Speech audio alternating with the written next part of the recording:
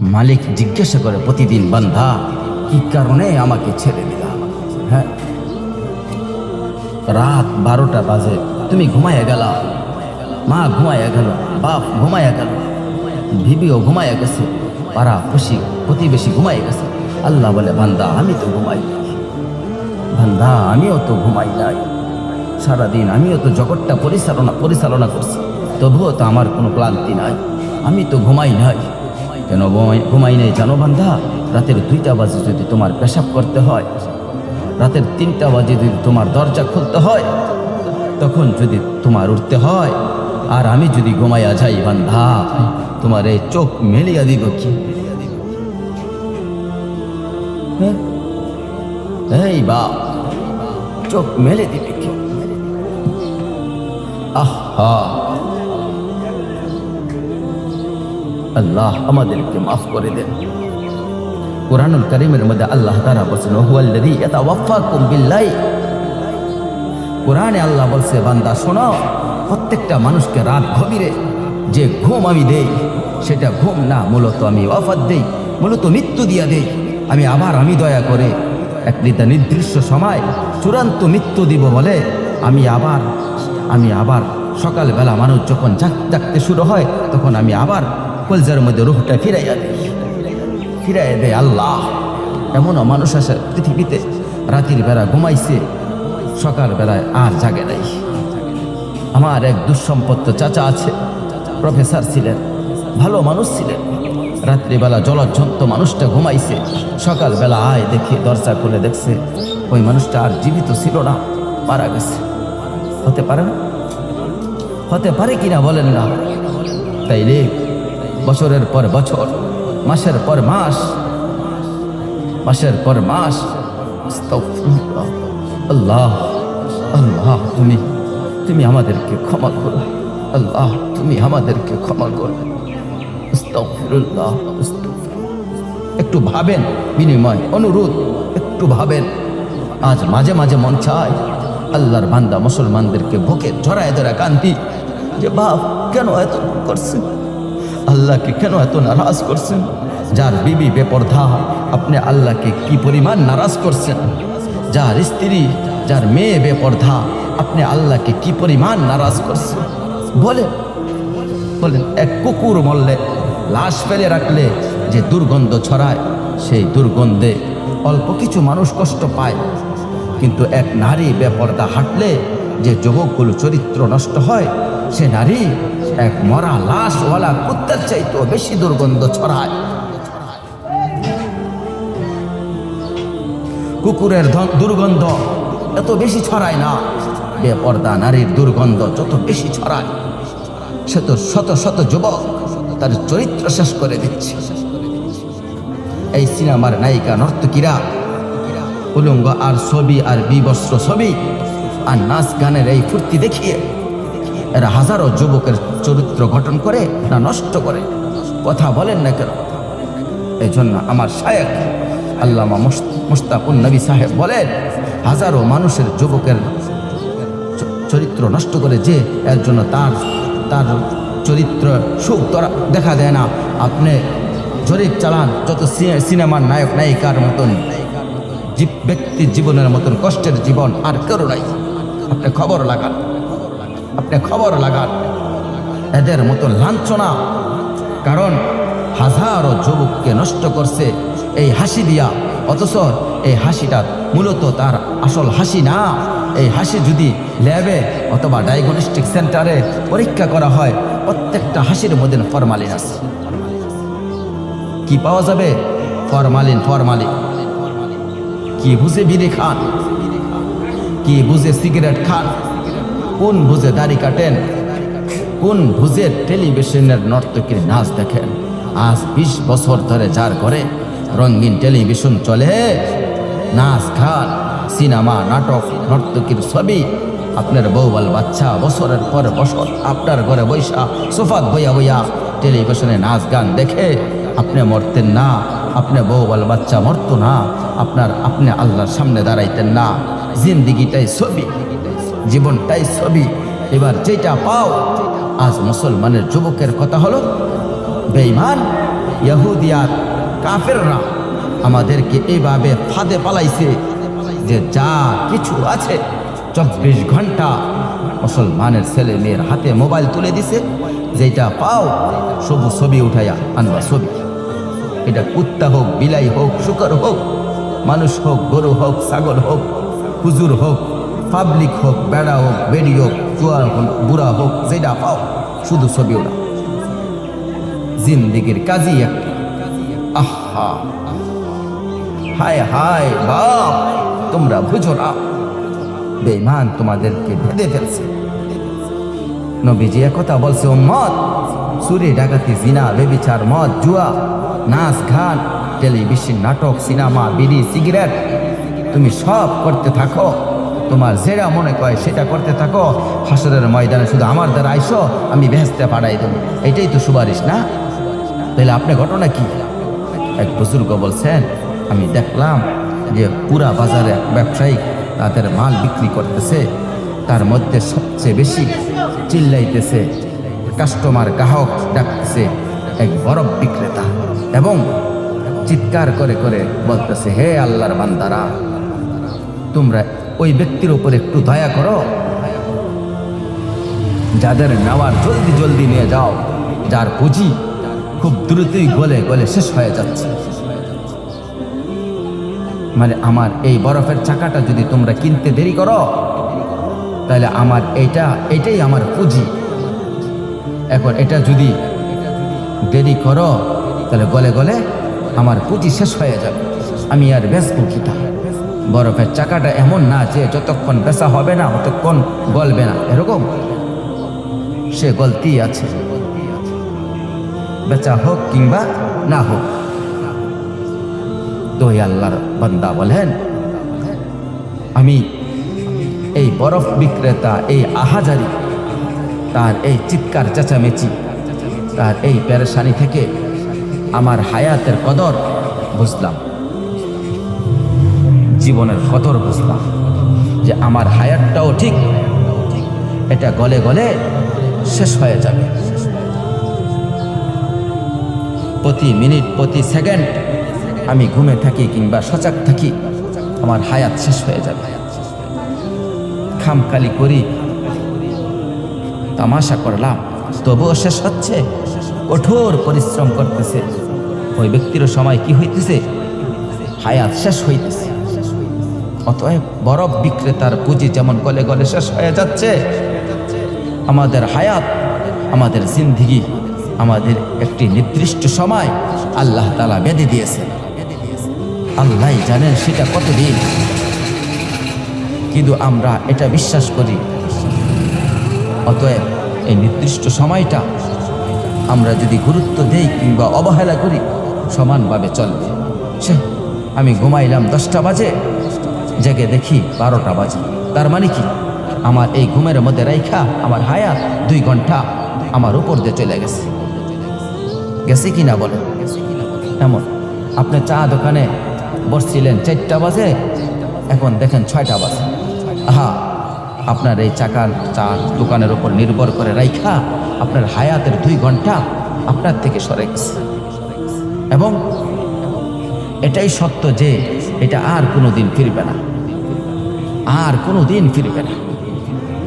বিশ্ববিখ্যাত মুফাসসির হযরত মুজাহিদ ইবনে জাবাল রহমাতুল্লাহ আলাইহি, যিনি হযরত আব্দুল্লাহ ইবনে আব্বাস রাদিয়াল্লাহু তাআলা আনহুমার ছাত্র ছিলেন, তাবিঈন, যারা সাহাবীকে দেখছেন, তিনি বলেন, প্রত্যেকটা দিন যখন ভোর হয়, সকাল হয়, তো পৃথিবীবাসীকে ডাক দেয় আর বলে, হে জগৎবাসী, আল্লাহর কসম, আমি একটা দিন কিয়ামতের পূর্বে শুধু আজকের জন্যই এসেছি, আমি আর কোনো দিন আসবো না ফিরে। তুমি আমার নষ্ট করে দিও না, আমার বাদ করে দিও না, আমার একটু কাজে লাগাও। ও আজ এই 13ই অক্টোবর, আজকে আর শুক্রবার ফিরবে না, শুক্রবার একটা আসবে, সবে এটা 13 অক্টোবর হবে না, সেটা হয়ে যাবে 20 অক্টোবর। ঠিক না বলে? এই ঘন্টা, এই মিনিট, এই সেকেন্ড, এই সময় আর আসবে না। অতএব আমার প্রথম কথা, লম্বা সময় বয়ান করার সুযোগ নাই। আপনাদের কাছে আমাদের প্রথম কথা হলো, আমার ভাব, যে যত দিকে ব্যস্ত থাকেন জিন্দেগির কদর করেন। আপনার হায়াত আপনার কাছে আমানত। কোরআনুল কারীমের মধ্যে আল্লাহ তাআলা বলেন, ও উরিদু আলা রাব্বিকা সাফা। এই সূরা কাহাফের মধ্যে আমি যেই সূরা থেকে পড়ছি, আল্লাহ বলেন তোমাদের প্রত্যেককে হাসরের ময়দানে লাইন ধরিয়ে একজন একজন করে আমি আল্লাহর সামনে দাঁড় করাবো। একজন একজন আমি আল্লাহ মুখোমুখি পেশ করা। লাকাদ জিতুমুনা কামা খালাকনাকুম আউওয়ালা মাররা। আল্লাহ তাআলা তখন বলবে, বান্দা কি হলো, মনে কি পড়ে? আল্লাহ বলবেন, বান্দা মনে পড়ে তো যে অবস্থায় তুমি দুনিয়ায় গেছিলাম, আজ ঠিক সেই অবস্থা আমি আল্লাহর সামনে আসছি। দুনিয়া থেকে যেদিন দুনিয়ায় গেছিলাম মায়ের পেট থেকে, সেদিন একাই গেছিলাম, আজ ঠিক একাই আমার কাছে ফিরলাম। বাল সাহামতুম আল্লান নাজআলা লাকুম মাওঈদা। এরপরে আল্লাহ বলবেন, তুমি তো মনে মনে ভাবছিলা যেই ফুর্তি যেই তামাশা তুমি করতেছিলে, তুমি মনে করছো এমন একটা দিন আসবে, তুমি ভেবেছিলে মরতে হবে না, হাসরের ময়দানে আমি আল্লাহর সামনে আসবে না। চতুর্দিকে তাকিয়ে দেখো, আজ দেখো মানুষগুলি ভয়ে কাঁপতেছে। আজ দেখো মানুষগুলো ভীত অবস্থা। ওয়াদিহাল কিতাব ফাতারাল মুজরিমিনা মুশফিকিনা মিম্মা ফি। আল্লাহ বলেন প্রত্যেককে আমি আল্লাহর সামনে এনে তার আমল নামা সামনে রাখা হবে, আর আল্লাহ বলবে দেখো। তো প্রত্যেক নাফরমান পাপী নিজের জিন্দেগির গুনাহ আর নাফরমানি দেখে আল্লাহ বলে কাঁপতে থাকবে ভয়ে। মুশফিকিন কান ওয়ায়াকুলুনা ইয়া ওয়াইলাতানা, আর বলবে হায় আমার মন্দ কপাল, মা লিহাযাল কিতাব। আল্লাহ এটা কাকে দিয়া লেখাইছেন, এটা কেমন কিতাব? লা ইউগাদিরু সগীরাতাও ওয়ালা কাবীরাতান ইল্লা আহসাহা। হায় আল্লাহ, আমার এক জীবনের এক সেকেন্ড ছোট বড় একটি কর্মকাণ্ড, একটি নিঃশ্বাস এখানে হিসাবের বাহিরে নাই, সব এখানে লেখা। আমি পালাবো কিভাবে, আমি বাঁচবো কিভাবে, আমি মুক্তি পাবো কিভাবে? ওয়াজাদু মা আমিলু হাসিরা। আল্লাহ বলে তোমার জিন্দেগির সব তুমি তোমার আমল নামার মধ্যেই উপস্থিত হবে। ওয়ালা ইয়াজলিমু রাব্বুকা আহাদা। আল্লাহ বলেন তোমাদের কারো উপরে এক বিন্দু পরিমাণ জুলুম হবে না, জুলুম হবে না। এই জন্য ছেলেদেরকে বলি, ভাব খোদার কসম এই সমবয়সী বন্ধু থাকবে না। তুমি যেদিন কবরে যাইবা এরা কেউই তোমার পাশে থাকবে না। তুমি যেদিন হাসরের ময়দানে দাঁড়াইবা সেদিন কেউই দাঁড়াবে না তোমার সাথে। তুমি যেদিন আল্লাহ তাআলার মুখোমুখি হইবা সেদিন এই বন্ধু তোমার কেউই থাকবে না। ফাইদা নুফিখা ফিস-সূর ফালা আনসাবা বাইনা ইয়াউমাইযি ওয়ালা ইয়াতাসাআলুন। আল্লাহ বলেন ইসরাফিল যখন দ্বিতীয়বার সিংহায় ফু দিবে, আমি আল্লাহ হাসরের মাঠ কায়েম করব, তখন এই হাসরের ময়দানে দাঁড়িয়ে কেউ কাউকে আত্মীয়তার বংশের সম্পর্কের কোনো পরিচয় দিবে না। কোনো মা বলবে না এটা আমার সন্তান, উফ, কোনো সন্তান বলবে না এটা আমার মা, কোনো ভাই বলবে না এটা আমার বোন, বোন ডাকবে না এটা আমার ভাই। ওয়ালা ইয়াতাসাআলুন, কেউ কাউকে জিজ্ঞেসও করবে না কেমন আছো, কে করে জিজ্ঞাসা। আম্মা জান আয়েশা রাদিয়াল্লাহু তাআলা আনহা বলেন নবীজির স্ত্রী তিনি নবী সাল্লাল্লাহু আলাইহি সাল্লামকে জিজ্ঞাসা করছেন, ইয়া রাসূলুল্লাহ হাসরের ময়দানে সবাই কাপড় চোপড় বিহীন উলঙ্গ হয়ে দাঁড়াবে, তো একজন আরেকজনের দিকে তাকাবে না, কেমন লাগবে তখন? রাসূলুল্লাহ সাল্লাল্লাহু আলাইহি সাল্লাম বলেন, খোদার কসম আয়েশা, হাসরের ময়দানে এত ভীতিকর অবস্থা হবে, একজন মানুষ নিজেকে বাদ দিয়ে কারো ব্যাপারে টাকা চিন্তা করার খবর নেওয়ার এক সেকেন্ড সময়ও থাকবে না। সকলেই উপরের দিকে নিজেকে নিয়ে ব্যস্ত থাকবে। ইয়া রব্বি নাফসি নাফসি, ইয়া রব্বি নাফসি নাফসি, ইয়া রব্বি নাফসি নাফসি। এজন্য বাপ আমার, আপনার হায়াত আপনার কাছে। আপনি যেদিন মরবেন সেদিনও মানুষ ভাত খাবে। এই গ্রামবাসী ধোকা ধোকা, মহল্লাবাসী ধোকা ধোকা, এগুলি সব ধোকা, সব ধোকা। বন্ধুরা ধোকা, স্ত্রী ধোকা, এগুলি ধোকা। সব ওই রাত্রে খানা খাবে, আপনাকে দাফন কইরা আরো বেশি করে খাইবে। মানুষের ঘর থেকে সাইতাইলা ভাত খাওয়াই। ও হারা দিন কামছে হারা, শরীর দুর্বল হয়ে গেছে, না খাইলে তো মরে যাবে। খানা বন্ধ নাই। লাশের সামনে, লাশের সামনে মুসলমান আজকা জানাজা, লাশ সামনে এখানে দাঁড়াইয়া শিখায় খানাটা কোন দিন কয়ে লাইলে ভালো হইতো। কি কি মানুষ কার জন্য শিক্ষালেন? এই মানুষগুলো তারা আজকা শিখায় খানাটা কোন দিন কয়ে লাইলে ভালো হইতো। 4 দিন না খানাটা সোমবারে করলে ভালো হয় না মঙ্গলবারে করলে ভালো হয়, বুঝ করে লেলে ভালো আসিল। লোকজন কি আর আবার পরের দিন পামো? হ্যাঁ, মানুষটিরে কই টুয়াইবেন, আজকেই কইয়া লেলে ভালো হইতো। পরে জানাজার লাশের সামনে দাঁড়াইয়া সবাই খেয়াল রেখে সোমবারে খারাপ। এর নাম দুনিয়া, এর নাম দুনিয়া, এর নাম দুনিয়া। এই জন্য দুনিয়া বড়ই স্বার্থপর, এটা রাক্ষস, শুধু ঘিলে খায়, তৃপ্ত হয় না, তৃপ্ত হয় না।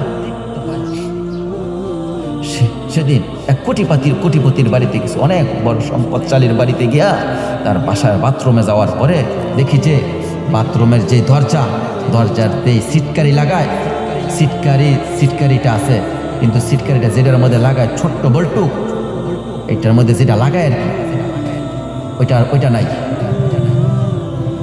কথা বুঝছেন না? লকটা ছোড়ো ইয়াটা লাগায় আর কি, এটা নাই। আমি বের হয়ে বললাম, হাই ভাইয়া, এরই নাম দুনিয়া। দুনিয়া এমনই হয়, একটা না একটা থেকেই যায়। সব চাহিদা, সব প্রয়োজন পূরণ হয় না, পূরণ হয় না।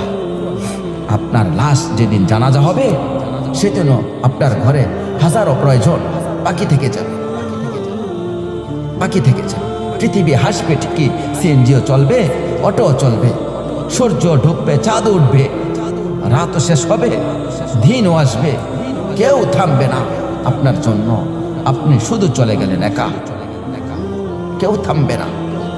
এরে বাপ, কেউই থামবে না। ছেলেরা আজ বন্ধুর পাল্লায় পরে শেষ হয়ে যাচ্ছ। সমবয়সী বন্ধু তোমার উলঙ্গ ছবি দেখাইয়া, নর্তকী দেখাইয়া শেষ করে দিচ্ছে, তুমি বুঝলা না।